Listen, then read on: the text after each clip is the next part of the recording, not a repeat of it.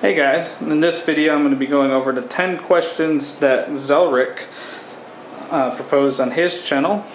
I'll put a link in the description to his channel and his original video on this. And I also saw a video of Fun with Knives answering this question, and after seeing both of those videos I decided I'd make my own, answering these 10 questions for the knife guy or girl. So we'll be going over those. So the first question he has is, where do you carry your knife? And I usually carry a traditional knife and also a modern folder. So first off, for my modern folder, I usually carry it on the left side, which is because I'm a lefty. So I'll carry it on the left side in the pocket, clip to my pocket. And for the traditional, I will carry it on the left pocket as well, but usually in a pocket slip like this, in order to protect both the traditional knife and also the modern knife, so neither of them get scratched up. If they are moving around in there in the pockets, they don't get scratched up against each other there.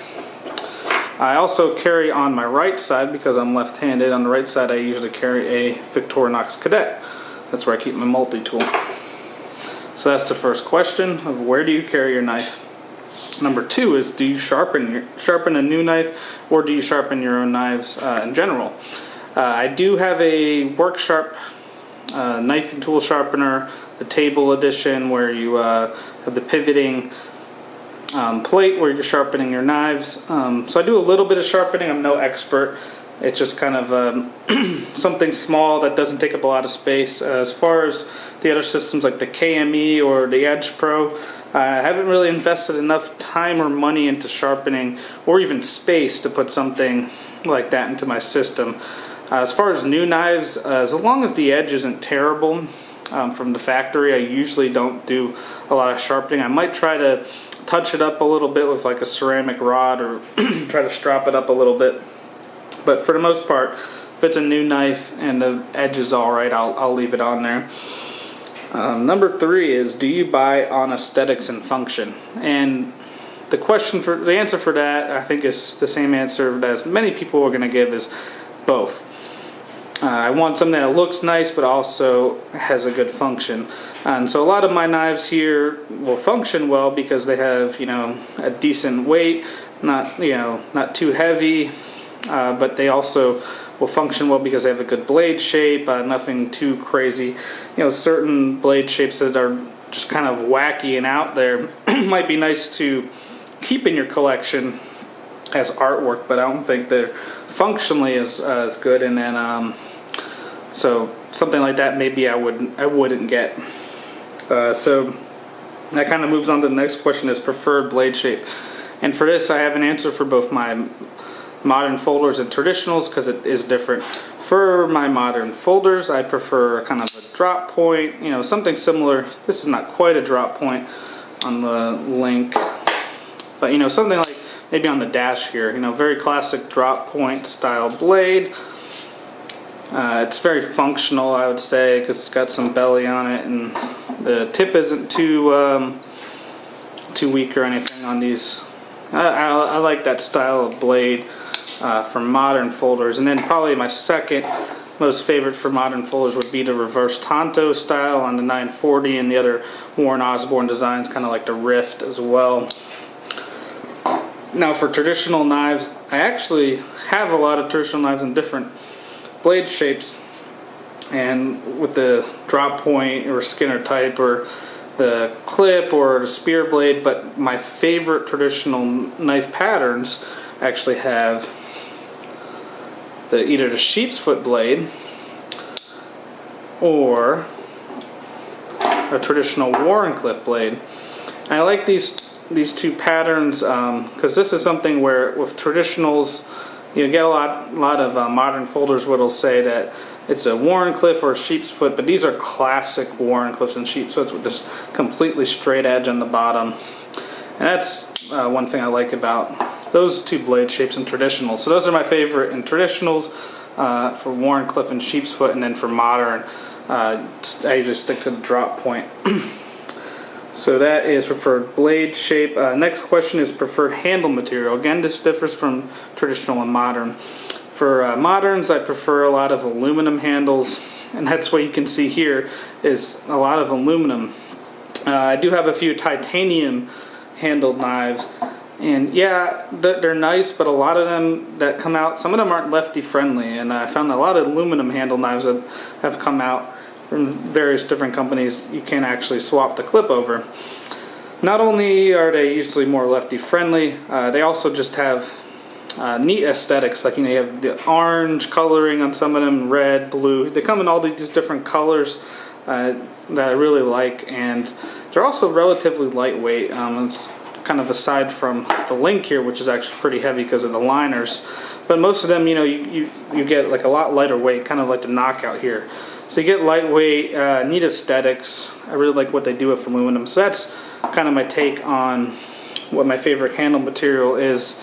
And for modern folders, I have some G10, but I prefer actually aluminum. For traditional knives, this is, you know, again, different. One of my favorite materials for covers on a traditional knife would be camel bone, dyed camel bone. For that instance, like this orange or this blue dyed camel bone. They have a lot of cattle bone as well, but I think I really like the way that camel bone takes dye and has a different grain structure. So that's one of my favorite on traditionals. And then I also really like the different exotic woods that knife companies come out, or they have for traditionals, kind of like this cocobolo, bloodwood, or gabon ebony. So for traditional knives, I usually tend to go towards traditional materials. So that is the answer to handle material for knives. Next one is blade steel, and this is kind of saying once you reach, you know, like an HCR13 AUS8, you know, or 420HC, would you pay more money for the same knife but an upgraded steel? And the answer to that is it's not just based on steel alone. I think a good example of that is the Kershaw Link. The first Link that came out was gray-handled aluminum scales or glass-filled nylon scales with a 420HC blade steel. Now this has S35VN. This is the House of Blades exclusive knife, the Kershaw Link, and they had a few versions of that. I have a video on this below, but this has not 420HC. It doesn't want to focus, but it has S35VN steel. Now, so it has an upgraded steel, but it's still a Link. Now, why did I buy this? Well, it wasn't just because of the upgraded steels, because it also had these blue aluminum handles with that nice red aluminum back spacer. So just on steel alone, I would say no, unless it's a knife I really, really like the pattern of and it has an upgraded steel, maybe I'd buy it on that. But usually there has to be something extra, kind of like this House of Blades exclusive Link, for me to pay more money for the same knife for an upgraded steel. Okay, next question is deep carry clip or not? Well, for that I would say I prefer having a deep carry clip for my modern folders, which on the table here most of them are deep carry clips except this 940 Osborne. And I still really like this, and this has over the years seen a lot of pocket time. As you can see, the clip is scratched up, but I still really like this, and it doesn't have a lot of knife protruding out of the pocket when you carry it with this clip. So as long as it's not too much exposed, I usually don't mind it. But if I can get a deep carry clip, and I've changed a few on some of my knives to deep carry clips aftermarket, but I would prefer it. It's nice to kind of hide away the knife in the pocket just because it doesn't draw as much attention to it. So next question is blade length. Well, for my modern folders, I prefer something usually a little bit over 3 inches, maybe 3.25, 3.5 inches, and a lot of these are around that length. I think the only one that's not, I think this is close to 3 inches, the line steel. Here, that's the smaller line steel, the SR2. But something along that blade length, a little bit over 3 inches. I have a few that are like almost 4 inches or so, but these are the size that I usually carry, like a 940. I think it's like a 3.4 inch blade. So something around 3 1/4, 3.5 inches is usually the preferred blade length for my modern folders. Of course, if I'm going to a different state that has different blade length restrictions, I will change that over and usually go to something maybe like a mini Griptilian or like a Spyderco Delica that will comply with those restrictions. As far as traditionals, I don't really have a blade length preference on traditionals. These are kind of the length I prefer, not as small as maybe a number 18 Beagle, but these are under 3 inches usually, so maybe a little bit over 2 inches maybe I'd say for traditionals, but I'm not as picky on size for the traditional knives. Okay, so that's blade length. Weight, do I have a weight preference? Well, I'd say yes and no. When I buy a new knife, I'm not looking exactly to see how much it weighs before I'm buying it, but some of the heavier knives that I've bought don't get carried as much just due to the weight, and usually size too. But something like this Link, even though it's aluminum, it is kind of heavy for an aluminum handled knife, but I'll still carry it. So weight isn't a deal breaker to me because I'll still carry something heavier like the Link. But it's also nice to have something light like the 940 or the Knockout. But as far as weight, it doesn't really matter to me as much as traditionals. A lot of traditionals are very light, so I'm not really concerned about weight in that sense. Let's see, number 10 would be price. And this is kind of referring to price of what's kind of the minimal price that you say you'd pay for something that is high quality, and what's the price where it's if it's that low or above, you say you start to expect good quality. And for me, I'd say that's a $50-$60 range. Sometimes how low you can get a price of a Knockout. I think that for that price you should start to expect good quality and good construction, and a Knockout is a good example of that because you're getting USA produced knife and you're getting a decent steel and good construction. So I think anything above $50 or $60 you should start to expect higher quality. The traditional knife community, that varies a lot, and a lot of good traditional knives in the GEC or Northwoods category, unless it's in the farm and field category, you're going to expect to pay more, probably maybe $90 to $100 to start to expect a good knife. If you're looking at cases are probably around $40 or $50. But for really good traditional knives, like the best production traditional knives, unless you're going into the custom range, I think you're paying $90 to $100 for a good traditional knife. So that is price. Okay, now we move on to the bonus questions. Bonus question number 1 is, do you hold an allegiance to any specific brand? And I'd say yes and no. I would say basically no for modern knives. I do tend to get a lot of Kershaws and zero tolerances, and then some Benchmades, and that's a lot to do with the fact that they do make a lot of left-handed friendly knives. And I also have some Spydercos because of that. They also do a good job with that. But if something is wrong with a knife, kind of like that Kershaw knife that I had that I did a review on that was supposed to be lefty friendly, and they didn't put the pocket clip holes for the left-handed side, and that was an earlier model, and I've heard down in my comments that they've changed that. But when they mess up, I will admit that. But for the most part, I've had good luck with Kershaws and zero tolerance and Benchmades and Spydercos, and so that's where I kind of try to go to.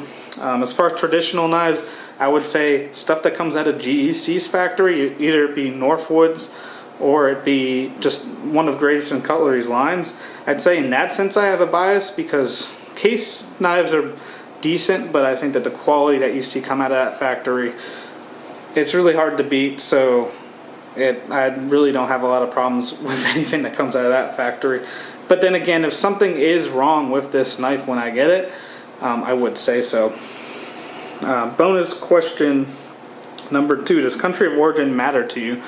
Again, this is a yes and no question. I prefer to get a lot of USA made knives being in the U.S., I want to support those USA makers, USA job market. It's just a good thing to do. Now, on this table here, the only thing that's not actually made in the USA would be this lion steel here. Now, for some knives, let's say like some of the Spydercos out of Taiwan or Japan, some of their stuff is really good, and I do have some of those, and I do carry those, and so I don't mind paying good money for those knives. But if I can get a USA produced knife, I will go for it. And as far as traditionals go, well, you know, some of the best traditional companies, either Great Eastern Cutlery, and then the other ones that are still around. I don't have any Queens, but also Queen knives, Case knives. All those companies are in the U.S., and I think that for traditionals, it's really hard to recommend companies that aren't USA manufacturers of traditionals, because those USA manufacturers are some of the best out there for making traditionals. So if you're looking at the production traditionals, I think that it's really hard to go outside of U.S. companies for those. But as far as the modern folders, there's some good companies out there that are not USA based, especially, you know, some like, you know, the Taiwanese or Japanese factories, and also the factory in Italy that produces lion steel knives. They're all very good. So I don't, you know, I prefer to try to buy USA produced knives, but I will not base my purchase solely on the country of origin for the manufacturer, just based on that, unless it's, you know, the price seems outrageous for an imported knife and you're not getting anything else. But yeah, that's all the questions, the 10 questions and the 2 bonus questions. If you have any comments, you can leave them down in the comment section down below. I currently, at the making of this video, I'm at 171 subscribers. I thank you all for subscribing to my recent videos. I've seen my subscriber number go up, and it's really neat to see that you guys are watching these videos and subscribing to see more videos, which is really cool. I am planning a giveaway of both one modern folder and one traditional folder when I hit 200 subscribers. So when we get to there, I will announce the giveaway. Unfortunately, that will probably be just in the continental US, because I find that, you know, I'm not used to shipping a lot of things to begin with, and so shipping overseas gets a little complicated. Maybe in the future I will consider that, but for the upcoming subscriber giveaway, I'm going to stay with just the continental US. So I'm sorry anybody who's outside of that. It just really deals with complications, and this is not my full-time job. I have a full-time job out of this. This is just a hobby. Anyways, thanks for watching, guys. Like and subscribe, and you can stay tuned for more videos to come, and thanks for watching.